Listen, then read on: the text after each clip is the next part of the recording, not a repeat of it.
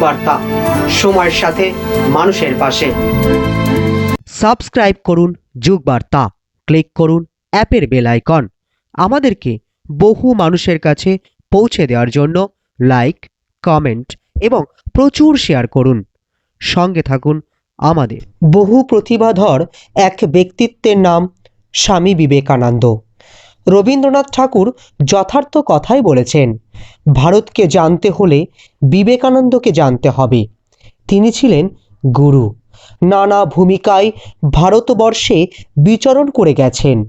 তিনি ছিলেন নেতা, ধর্মগুরু, আচার্য, দার্শনিক, ঐতিহাসিক, সমাজতাত্ত্বিক, বিপ্লবী, সাহিত্যিক, রসিক, গায়ক, দরদি বন্ধু, আড্ডার মধ্যমণি, নিপীড়িত, নির্যাতিত, শোষিত মানুষের জন্য। তিনি ছিলেন ঠাকুর শ্রী শ্রী রামকৃষ্ণের আশীর্বাদ পুষ্ট, ঐশী, শক্তিসম্পন্ন পুরুষ। আজ থেকে ঠিক 157 বছর আগে, অর্থাৎ 1863 সালের 12ই জানুয়ারি তার জন্ম। বাবা বিশ্বনাথ দত্ত ও মা ভুবনেশ্বরী দেবীর জ্যেষ্ঠ পুত্র নরেন্দ্রনাথই পরবর্তীকালে স্বামী বিবেকানন্দ নামে বিখ্যাত হয়েছিলেন। 1881 সালের নভেম্বরে প্রতিবেশী শিমুলিয়ার সুরেন্দ্রনাথ মিত্রের বাড়িতে ঠাকুর শ্রী শ্রী রামকৃষ্ণের সঙ্গে প্রথম সাক্ষাৎ হয় তার। তখন বিবেকানন্দের বয়স মাত্র 19 বছর। প্রথম দর্শনেই ঠাকুর শ্রী শ্রী রামকৃষ্ণ নরেন্দ্রনাথের প্রতি আকৃষ্ট হন নরেনের কণ্ঠে দুটি ভজন গান শুনে। এরপর ভজন গানের পাশাপাশি বেশ কিছু রবীন্দ্রসঙ্গীত ঠাকুর শ্রী শ্রী রামকৃষ্ণকে শুনিয়েছিলেন স্বামী বিবেকানন্দ। 1893 সালের 11ই সেপ্টেম্বর ভারতীয় ইতিহাসে একটি চিরস্মরণীয় দিন। বহু ঝড় ঝাপটার সামলে নরেন, যিনি পরবর্তী সময়ে স্বামী বিবেকানন্দ নামে পরিচিত, তিনি পৌঁছালেন আমেরিকার শিকাগো শহরে বিশ্ব ধর্ম সম্মেলন অনুষ্ঠানে। প্রায় 4000 বিশিষ্ট নাগরিকের উপস্থিতিতে শিকাগোর আর্ট ইনস্টিটিউট অফ কলম্বাসে বিশ্ব ধর্ম সম্মেলন শুরু হলো। ভারত থেকে হাজির হয়েছিলেন ব্রহ্ম সমাজের বহু বিশিষ্ট ব্যক্তিবর্গ। প্রত্যেকেই বক্তব্যের প্রস্তুতি নিয়ে এসেছিলেন, কিন্তু বিবেকানন্দ কিছুই প্রস্তুতি নেননি। তিনি যখন আমেরিকাবাসীর উদ্দেশ্যে বলে উঠেছিলেন, আমার ভগিনী ও ভ্রাতাগণ, ঠিক তখনই 2 মিনিট ধরে করতালি ধ্বনি হতে লাগলো। Sisters and brothers of America,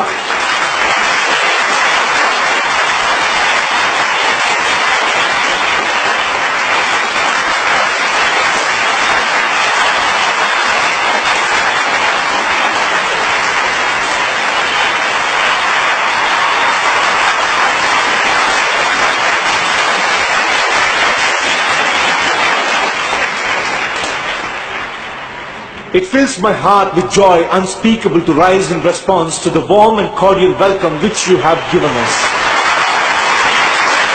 I thank you in the name of the most ancient order of the monks in the world.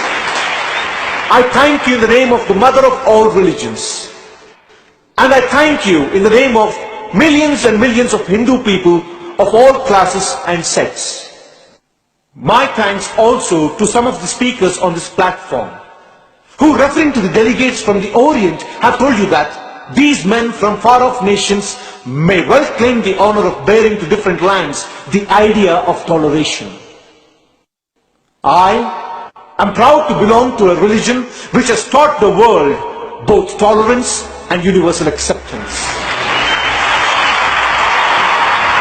I will quote to you, my brethren, few lines from a hymn which I remember to have repeated from my earliest childhood, which is every day repeated by millions of human beings. As different streams having their sources in different places, all mingle their water in the sea. So, O Lord, the different paths which men take through different tendencies, various though they appear, crooked or straight, all lead to Thee.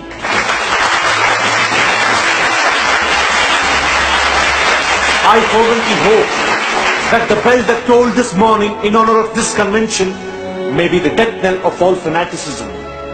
of all persecution with the sword or with the pen, and of all uncharitable feelings between persons wending their way to the same goal.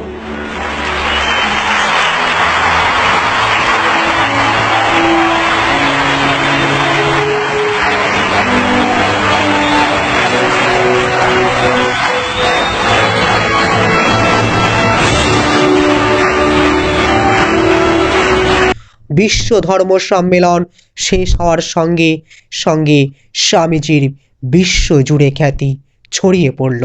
আমেরিকার চারিদিক থেকে তার কথা শোনার জন্য ডাক আসতে লাগলো। তিনি বলেছেন, আমি সংস্কারে বিশ্বাসী নাহি, স্বাভাবিক উন্নতিতে বিশ্বাসী।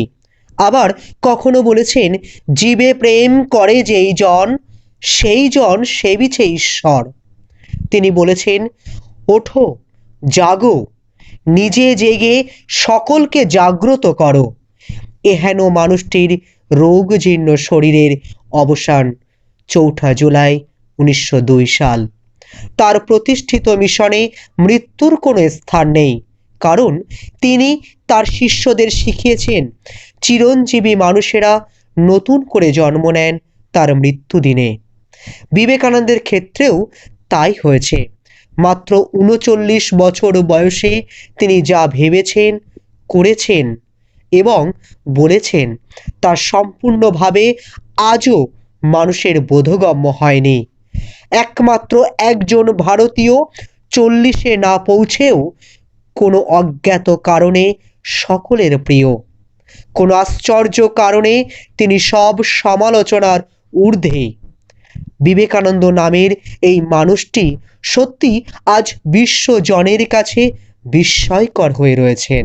সকল ভারতবাসীর উদ্দেশ্যে স্বামী বিবেকানন্দের কণ্ঠে যে মন্ত্র উচ্চারিত হয়েছে তা হলো, হে ভারত, এই পরানুবাদ, পরানুকরণ, পরমুখাপেক্ষা, এই দাস সুলভ দুর্বলতা, এই ঘৃণিত জঘন্য নিষ্ঠুরতা, এইমাত্র সম্বলে তুমি উচ্চাধিকার লাভ করিবে।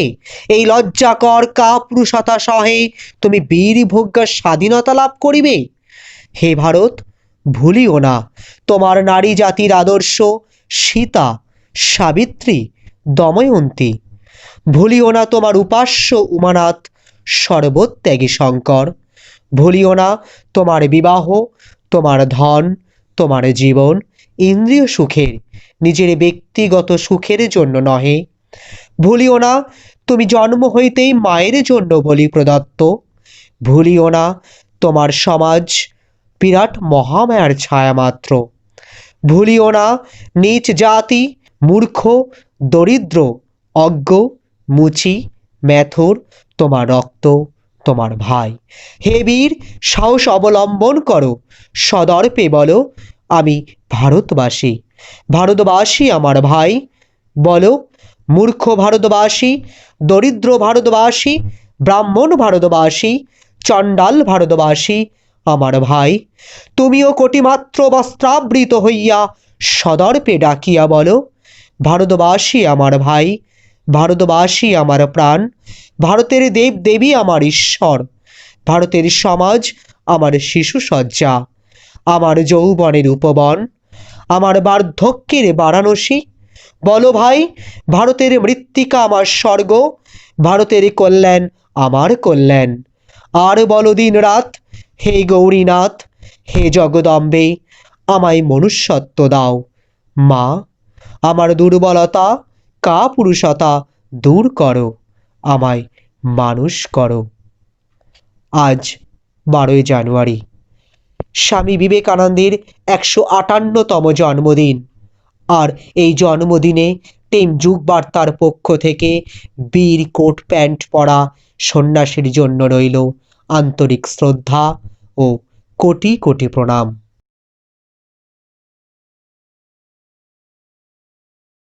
আমাদের চ্যানেলে আপনার সংস্থার বিজ্ঞাপনের জন্য যোগাযোগ করুন 8391938440 এই নম্বর।